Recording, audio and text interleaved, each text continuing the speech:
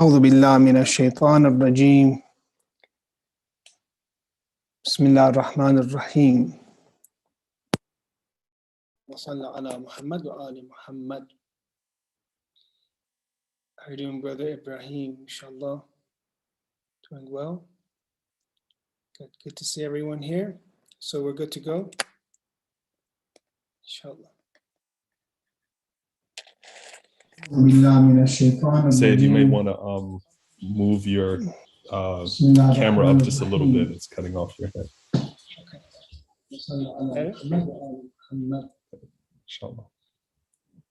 Okay. So good to go.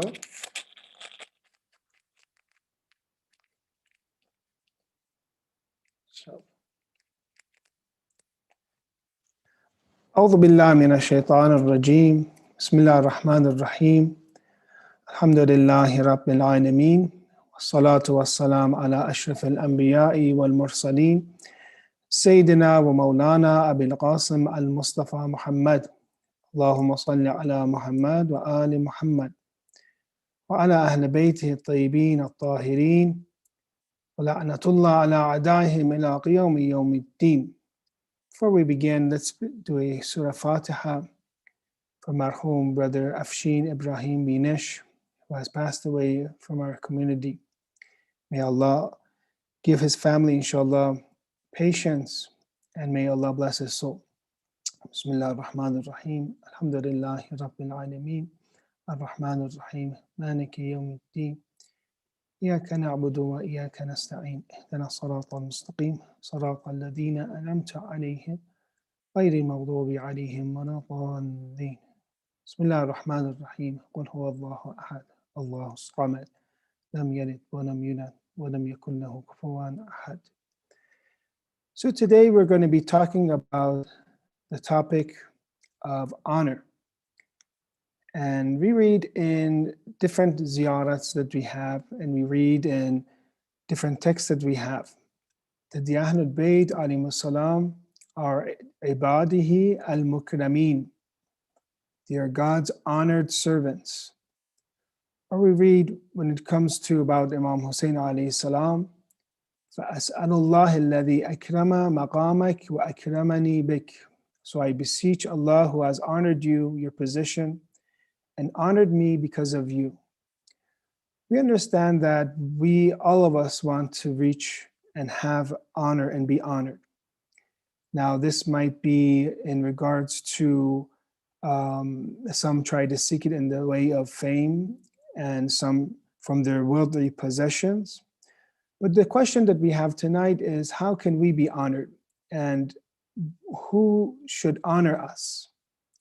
We refer to the Quran first, and we see that honor comes from God. وَمَنْ يُهِنْ اللَّهَ فَمَا لَهُ مِنْ مُكْرِمٍ إِنَّ اللَّهَ يَفْعَلُ مَا يَشَاءُ. And whoever Allah humiliates, for him there will be no bestower of honor. Indeed, Allah does what He wills. 22:18. So we understand that honor is given to us by Allah, and that many things that mankind wants. In general, we have the same demands or same wants as everybody else, as Muslims, non-Muslim. We all want to have honor. Nobody wants to be disgraced. Nobody wants to be humiliated. But how can we be of the honorable people, and how can we be honored? Tonight we're going to be talking about this. And the fact is that we have to look at the real instance of honor. See, brothers and sisters, when it comes to many attributes of perfection, for example, when it comes to many desires that man has, for example, love of, say, for example, eternity, love to live forever, many of these things, which is called hubbul baqa, love to be everlasting, to never die. Many people try to find the instance of this in this world. They try to find, for example, a fountain of youth, so they'll never die. They try to find a remedy or a cure or a diet that will never give them or allow them to leave this world. But we understand that we have to inspect this very natural human tendency or desire from Islamic teachings. And Islam teaches us that we will never actually die, for example, when it comes to hubbul baqa, that you'll always live. There's just a transition from this world to the next world. There's no more, after we're created, there's no more annihilation, is how the Salafis say or the Wahhabis say, and we reject them. We tell them, then why do you say salams to the Prophet of Islam in your salat? Who are you sending salams to? If there's annihilation, for example, of the soul. There's no annihilation. After insan is created, he's hayy. He's always going to be alive. But we take this, for example, this love of baqa, or this love of eternity that we have, this desire to always remain. We understand it correctly from the Quran. بَلِ تُؤْثِرُونَ الْحَيَاةُ الدُّنْيَا وَآخِرَةُ خَيْرٌ وَأَبْقَى. While the hereafter is better for you, and abqa is going to be everlasting. So we take one of the desires that man has, that everybody has, but we understand it correctly. And we understand that life for us is in this world and also in the hereafter. And the hereafter overlaps, we can say, the life that we have in this world, meaning that the hereafter is going to be for eternity, it's going to be forever. Therefore, we want to live forever. We want to have a good life, but we want to have a good dunya and akhirah. We never want to sell the hereafter, which is for eternity and infinity, at the price of 50, 70, 80 years. In the same way, when it comes to the example of honor, all of us love ourselves. We have hubbul dhat. We love ourselves, and we love hubbul kamal. We have love of perfection. But what is perfection for us? Some, they try to substitute real perfection with fake perfection, for example, with trying to indulge themselves in desires, with worldly possessions. And also in the same way with fake honor, with honor that people give, and they think that it is something worthwhile, or they think that it's something worthy, but in actuality, it's nothing. When a person has a bunch of followers on social media, when a person has, say, a following in this world, what kind of honor is that if that at the end, Allah is not satisfied with you, that Allah will disgrace you in the hereafter? So therefore, we're looking at true honor, looking to be dignified people and to be honorable people in this world and the hereafter. And we look at the lives of the infallibles, look at the lives of the ma'sumin, that the way that they lived life in a way that they became the most honored of people. Look at the shrine of Abi Abdullah al-Hussein alayhi salam. Tonight is the night of Friday, Thursday night. It is the night of Ziyarat of Imam Hussein alayhi salam. See how much dignity and honor there is in the shrine of Imam Hussein, in the remembrance of Imam Hussein, in the life of Imam Hussein. Allah gave him honor. So we want to get that type of honor that is everlasting. We want to get that honor that is true. Maybe there might be a time period in our lives, maybe many people don't like us. No, we're not trying to be mean to people, but we're not using that as the criterion to see if we are truly an honorable person or not. Some people might disrespect us. If you look at many of the verses in the Holy Quran, it's very interesting. Many of the prophets came in this world and they were dishonored by their people. They were even made fun of, they were ridiculed. Look at, you could say in Surah Yasin 36:30, Ya hasratan ala al-ibad, ma ya'tihim min rasulin illa kanu bihi yastahzi'un. How regretful for the servants. There did not come to them any messenger except that they used to ridicule them. They used to make fun of them. They used to make fun of the prophets of God. So therefore, we understand that it is not important for us if people make fun of us, if people ridicule us, as long as we have honor from God. And we see that one of the haram things for us to do is to make fun of others and to dishonor others. Ya ayyuhalladhina amanu la yaskhar qawmun min qawmi asa an yakunu khayran minhum. O you who have believed, 49:11. O you who have believed, let not a people ridicule another people. Don't make fun of another person because of the language they speak. Do not make fun of another group because of their color of their skin. Do not make fun of another group because of what type of fruit they eat, for example. Anything that is different. qawmin, it says, a group from another group. All groups are the same in the eyes of Allah. Inna akramakum indallah atqakum. But the most important of you, the most honored of you, is he who has taqwa. Then it says, asa an yakunu khayran minhum. Maybe that group of people that you used to make fun of, maybe they are better than you. Perhaps they are better than you. So we understand that man wants to be loved. Man loves completion, and man wants to be honored, which is a natural tendency and good. But we have to look at the correct solution, and we have to look at real honor. There are three things we could say in Islam that are very protected and are very are rights that are sanctified. One is human life. Two is human property.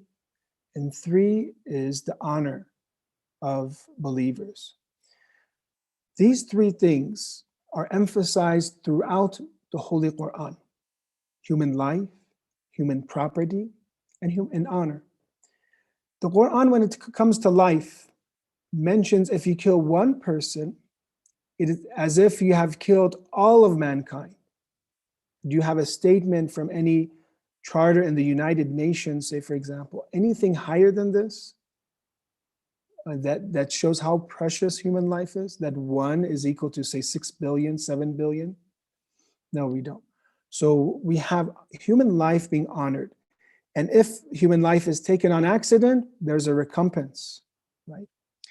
And if human life is taken away, in the Quran it says there's qisas, and there is, they take the life of that person that killed the other person, unless their family members forgive them.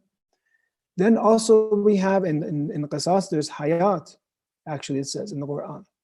In taking away the life of the murderer, there's actually life, because then a murderer will be afraid to take someone else's life. Then we look also at human property. Then we also look at honor. And you see how many verses of the Quran tell us to protect the honor of each other. So one of the best ways for us to reach, to become honored, and is to protect, as we have in hadith, is to have insaf with people, to treat people fairly. Look at, for example, some of the verses in the Quran. One verse I'm going to mention to you tonight is one verse that has three things that will cause dishonor, will cause the honor of people to be taken away. You can look at 49:12. It says, Ya ayyuhalladhina amanu ijtanibu katiran min adh-dhann inna ba'da adh-dhann ithm. The first thing in 49:12, it says, stay away from negative assumptions.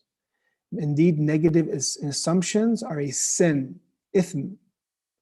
So Islam gives so much importance on the honor of honoring people. It says, do not even have a negative assumption about your brother. For example, there are people that we coexist, we live in, family members, friends, and sometimes they do something and you don't really understand it well. It says dhan. Dhan doesn't mean certainty. Dhan means speculation. Dhan means assumption. You can say it's a higher level than shak. It's between shak and yaqeen, meaning something around, say 55% to about, say 85%. So you have assumption about somebody. You don't have proof. You don't have evidence. You don't have certainty. The Quran talks about not acting according to that assumption until you are certain about them. They say something to you, and this happens many times. You go to a gathering, maybe someone says assalamu alaikum to you very weakly, or doesn't say it. Or maybe, for example, when it comes to the treatment of others and your rights, you think that, oh, I think maybe, they spoke about against me, maybe they have dishonored me. It says here in the Quran that you should not act upon your dhan. Do not act upon your assumption. One of the Maraj al-Taqlid, I was hearing one of his fatwas, and he gave me fatwa on this, that it is a sin to act upon bad assumption, to act upon it. Not just to think, that's not something good, but it's not haram, but to act upon it. And you have a bad assumption about someone and you act upon it. Then also you have in the same verse, وَلَا تَجَسَّسُوا, and do not spy. So what happens when someone spies? They are trying to reveal someone's secrets. They're trying to learn information about them that nobody else knows. They go to their devices. They go to their laptops. They go to their whatever they have, and sometimes maybe they can hack into, their personal issues. These are all haram. I remember asking one of the maraja, the office of one of the maraja, and this was about, two spouses, and they were separated, and he got an email that was not meant for him. And I asked, and they said that, he cannot read it. It's not allowed if it was not meant for him, and it was sent to him on accident, and it has personal information. You cannot spy, you cannot reveal the secrets of one another, even though they're facing, a divorce. So honor in Islam is so important that you cannot even act upon assumption of that you have. You have to be certain. 2, you cannot spy, even when it comes to spouses, and you have your own devices, and you want to, their password, and you want to see what's going on or what they're saying with their own friends. That's their, personal property. That's their private life. If they want to share it with you, they can, but they do not have to, and you cannot spy against them. وَلَا يَغْتَبْ بَعْضُكُمْ بَعْضًا. Then one of the interesting things that the Quran talks about when it comes to honor and how important honor is do not backbite. And ghaybat, the definition, at least from one of the mujtahideen, is to reveal someone's aib, to reveal someone's hidden fault, a fault that nobody else knows of. You only know, for example, and you reveal it. In some cases, it has that many years, say years of worship of a person is ruined by backbiting, by revealing an aib, by revealing a fault nobody else knew. You knew it, and you destroyed them. You ruined their reputation. And they ask, how come many years of worship is ruined by one thing that I mentioned? And this is because they spent many years acquiring honor and dignity. And in 1 second, you ruined it. So in 1 second, all your acts of worship are gone.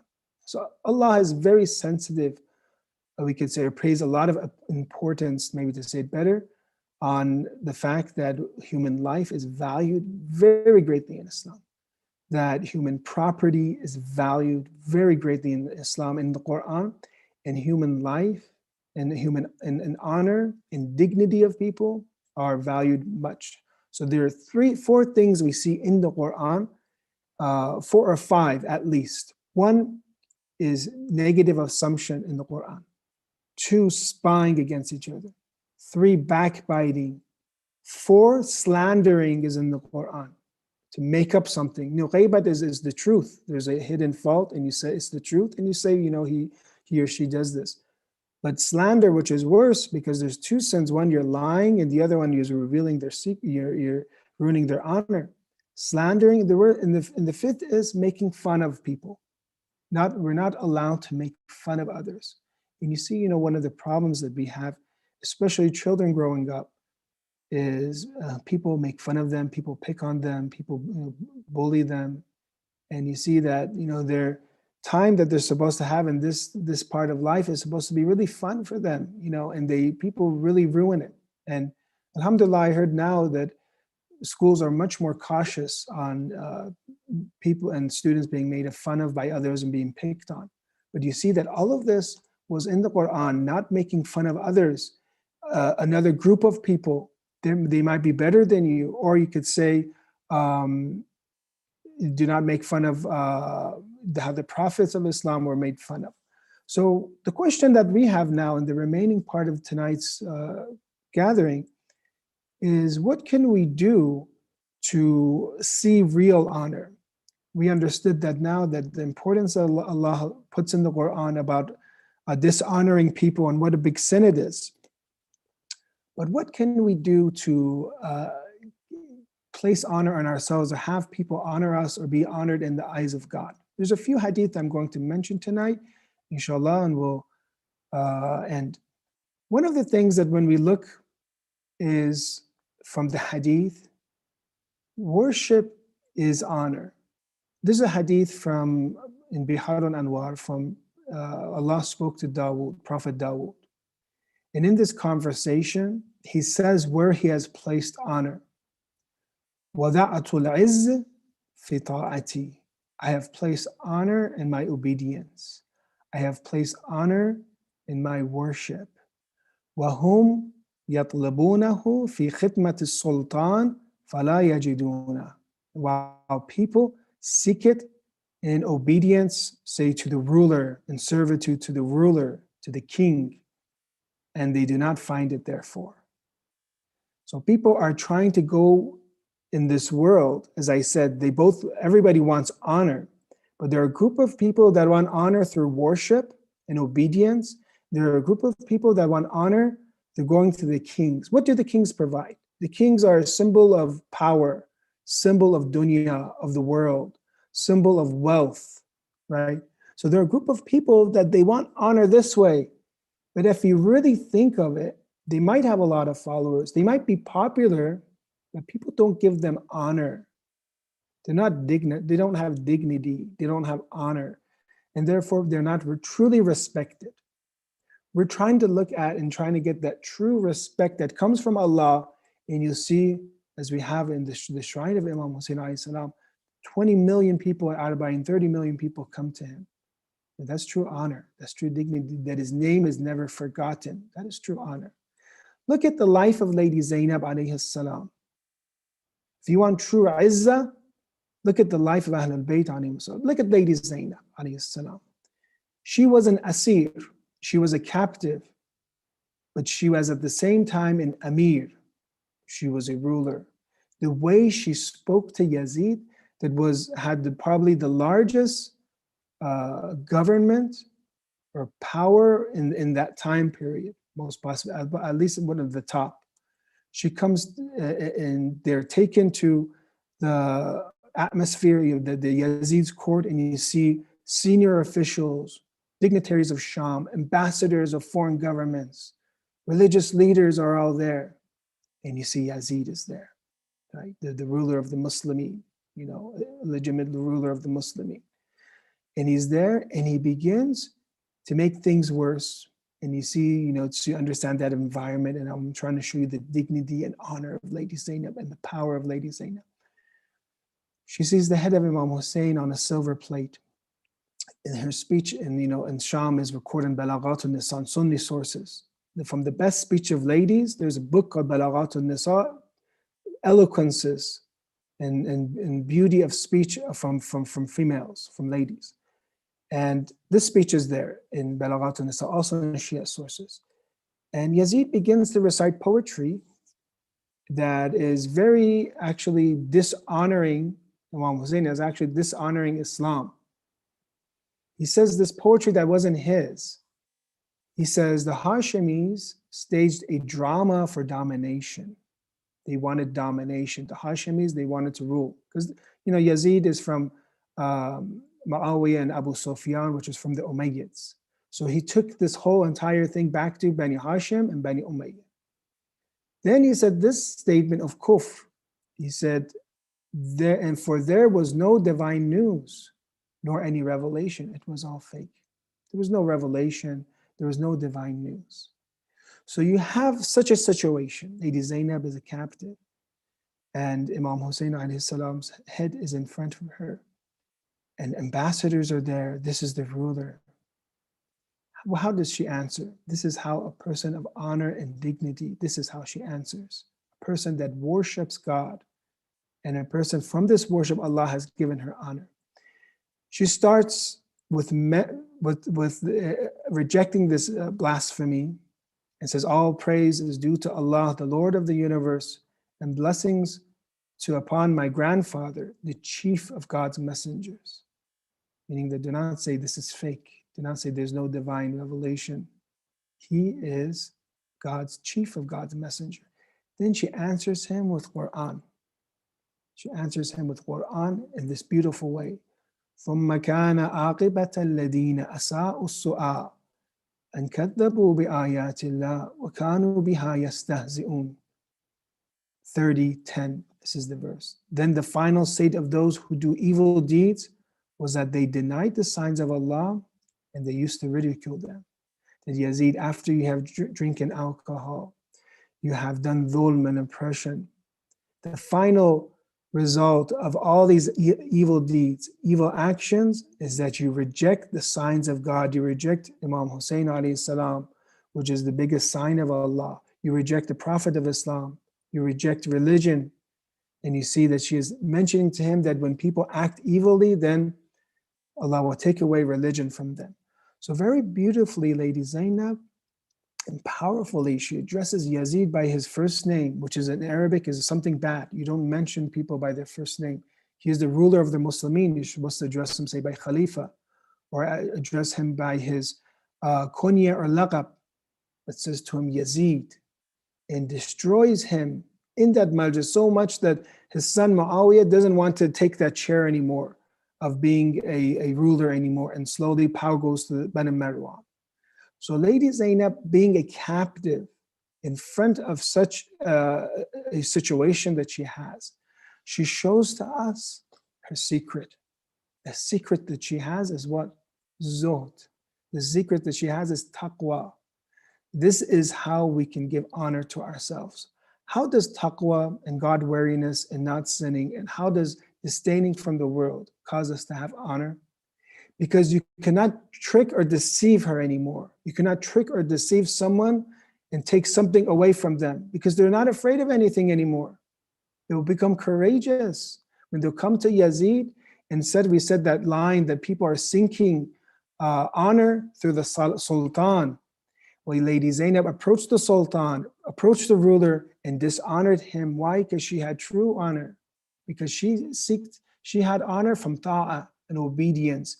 And once you follow all of God's obligations and commands, you become the most powerful of people. You become the most dignified of people, because you are away from rijs, you're away from sin and impurity. You're away from those things that people despise. You're away from ill treatment of people. You're away from doing sins to others and oppressing others. So therefore, to answer this question, we want to have honor. And we understand that from Ziyarat al-Ashura, our honor comes from Imam Hussein and the Ahlul Bayt, because we are attributed to them. We are Shia of Imam Ali, we are Shia of Imam Hussein alayhi salam. We have honor, we are dignified. We are Shia of Lady Zainab. You see that the Ahlul Bayt alayhi salam, because they walked the path of taqwa and obedience of God and worship of God. Therefore, you see the ruler against the abid or abida, and who overpowers who, and who is a captive, and who has more power, which was Lady Zainab alayhi salam. May Allah make us, inshallah, of the Zainabiyun, inshallah. Other ways we could say that we can increase honor for ourselves. One is greed. Greedy people do not have honor, are dishonored. Luqman tells his son, In aratta an tajma' izza dunya faqta tama'ak. Sever and cut greed that you have. Because a greedy person, they'll show them something that they want, and you can have them do whatever you want. You can enslave them. You can enslave them with possessions in this world. Or you see in other traditions, for example, from Imam Baqir alayhi salam, utlub baqa al-izz, imatatit tama, killing your greed, killing your desire for the world, your lower desires. Once you kill your lower desires, as we have, in Nahjul Balagha, kill your heart with zahada, with asceticism, or with disdaining from the world, and give life to it with maw'idah and admonition and advice from the prophets. A greedy person will be dishonored. A greedy person will be tricked and deceived. So we want to all be complete human beings.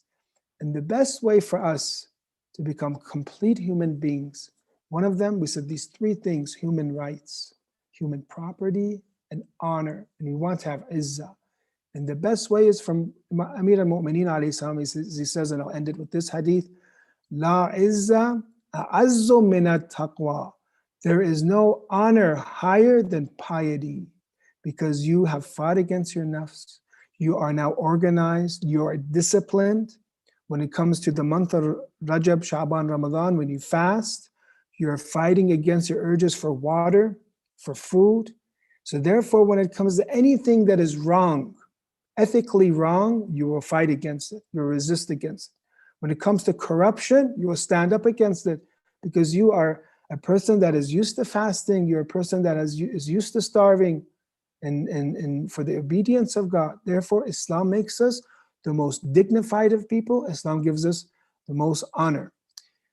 Because a few days from now, we'll be mentioning, there will be a majlis for Imam Musa Kadhim alayhi salam. I believe we'll be honored by the speech of Hajj Kauthar a few days from now. And this is a very important Imam, and we're going to dedicate the rest to mention some of the musibats of Imam Musa Kadhim alayhi salam. So the seventh Imam is it has a shrine that is very blessed. And he is known as Bab al-Hawa'ij. There are 4 people that are known as Bab al-Hawa'ij. One of them is Imam Musa Kadhim alayhi salam, known that he will open the gates to whatever du'as you have, whatever needs you have, whatever hajat that you have will be answered. Right now we live in a time period where we really need to do du'a. Many people are sick. Many people have passed away. Many people have lost their jobs. There's financial insecurity. So we really need to do dua. So inshallah, mentioning the name of Bab al-Hawa'ij will cause all of us, whatever du'as and hajats that you need, whatever things you have to pray for, inshallah you'll get them. Very interesting. Not only do Shias give importance to his visiting his grave, Ahlul Sunnah also gave importance. If you look at Al-Khatib al-Baghdadi mentions from one of the sheikhs of the Hanabala that he said, there's no problem I faced, and that when I went near the grave of Musa ibn Ja'far, and treated him, except that God the Almighty facilitated towards what I liked. He was not Shia, but he came to the grave of Imam Musa Kadhim and would get his hajjah. Because his grave, his shrine, is a shrine that in the traditions is as if visiting the Prophet of Islam, visiting Ali ibn Abi Talib. In other narrations, as if visiting Imam Hussein alayhi salam. A few days from now, possibly millions of people, or at least hundreds of thousands of people, were going to Kadhimain to give honor and to honor the shrine of Imam Musa Kadhim. But from one of the unique characteristics of Imam Kadhim is that his ziyarat from Misbah al-Za'ir of Ibn Tawus mentions some of the sad and heart-wrenching torments that the Imam went through. Because the Imam went from prison to prison to prison. One of the last prisons, he was there for 4 years. And there are many people, that are locked up inside the world now. I truly believe those that are locked up unjustly, they can think of Imam Musa Kadhim and they can relate to him. And maybe, inshallah, there'll be a faraj for him, inshallah. Because our holy Imam, not only was he in prison, when you look at the ziyarat, it says, wal mu'adhab, he was tormented fi qa'r as-sujun. He was tormented in the bottom of jails. Qa'r means the bottom. It says a dungeon, as if to hide the holy Imam from all of humanity was not enough. They had to bring the holy light of Imam Musa Kadhim and put him in a dungeon, a deep, dark dungeon. And then it says, وَظُلَمِ الْمَطَامِرِ, in the darkness of cells is how it's translated, but matamir comes from rain, a humid place comes from matmura, meaning that the cell of Imam Musa Kadhim alayhi salam was so humid, I don't know if you've been to places that are very hot and humid at the same time, that a person cannot even breathe at a point. So a deep, dark, humid dungeon Imam Kadhim alayhi salam was faced. Maybe that is why he became Bab al-Hawa'ij, because the more you suffer in this world. Lady Fatima Ma'suma, I'm joining you from Qom. The last 4 years, she didn't see her father anymore. About the age of maybe 6, she did not see her father anymore. Imam Rida alayhi salam, they say, raised her. That she saw her father for the last time, they say at the age of 6 possibly. And then we continue and read, and it says, the Saq al-Mardud, whose leg was bruised. The shin of Imam Musa Kadhim was bruised, but how was it bruised? بِحَلَقِ الْقُيُودِ, by the rings of chains that were fastened on the legs of Imam Kadhim. He's in a cell. That's not enough. They had to chain him in his own cell, and that chain would bruise his holy legs. They put so much torment to Imam Musa that his du'as are still heard, that he would say in the prison, in the deep, dark prison, he would say, Ya Sayyidi, najini min habs Harun, wa khallisni min yadih. My master, O Allah, please save me from the hands of Harun. But is this the only members of Ahlul Bayt that were bound by chains? The Ahlul Bayt alayhim salam are awwal madlum. La yawm ka yawmaka ya Aba Abdullah, ya Imam Hussein. Imam Musa called them, you were bound by chains. But our Imam Hussein, this is the night of Friday. He was martyred in the plains of Karbala. He was beheaded thirsty in the plains of Karbala for 3 days and 3 nights. His body was not buried. And his family members were bound by chains. Lady Zainab was bound by chains. Look at Ziyarat Nahiya, we read. We see that after Imam Hussein was martyred, your family members were captured like slaves. Your family members, the Ahlul Bayt, the women of the caravan, were bound with iron chains atop camels. They were bound with chains before Imam Qadim alayhi salam was bound by chains, with midday heat scorching their faces. They were driven across desert wastelands, we read in Ziyarat Nahiya, attributed to Imam Zaman. And their hands chained to their necks. أَيْدِيَهُمْ مَغْلُولَةٌ إِلَى الْأَقْنَاقِ. Their hands were chained behind their necks. يُطَافُ بِهِمْ فِي الْأَسْوَاقِ. And were paraded around the markets. وَسَيَعْلَمُ الَّذِينَ ظَلَمُوا أَيُّ مُنْقَلَبٍ يَنْقَلِبُونَ إِنَّا لِلَّهِ إِنَّا إِلَيْهِ رَاجِعُونَ. Ya Allah, we ask you, because of Bab al-Hawa'ij, Imam Musa Qadim alayhi salam, to have mercy, inshallah, on all the marhumeen of your family members, your friends, Sayyama, Afshin, Ibrahim, Binish, inshallah. May Allah give them, inshallah, mercy for Brother Afshin, Ibrahim, and inshallah, to give, inshallah, to his family members patience. Ya Allah, we ask you to give us honor, inshallah. You have given us honor because of Imam Hussein alayhi salam. We understand that taqwa is the path, is the key to honor, inshallah. May you truly give us izzah and honor. Ya Allah, we ask you to forgive our sins, inshallah. We ask you to cure the sick that we have, to help those that are financially suffering right now, and to help the oppressed, inshallah. And most important, to expedite the return of our Imam Mahdi, who is in the occultation for 1,000 years, and that it is our duty, inshallah, to do dua to facilitate his return, inshallah. Wa sallallahu ala Sayyidina Muhammad wa ala ahli bayti tayyibin tahirin. Allahumma salli ala Muhammad wa ali Muhammad. Please stick around. We're going to have a social gathering time right now, inshallah, and we'll allow Brother Ibrahim to explain it for us, inshallah.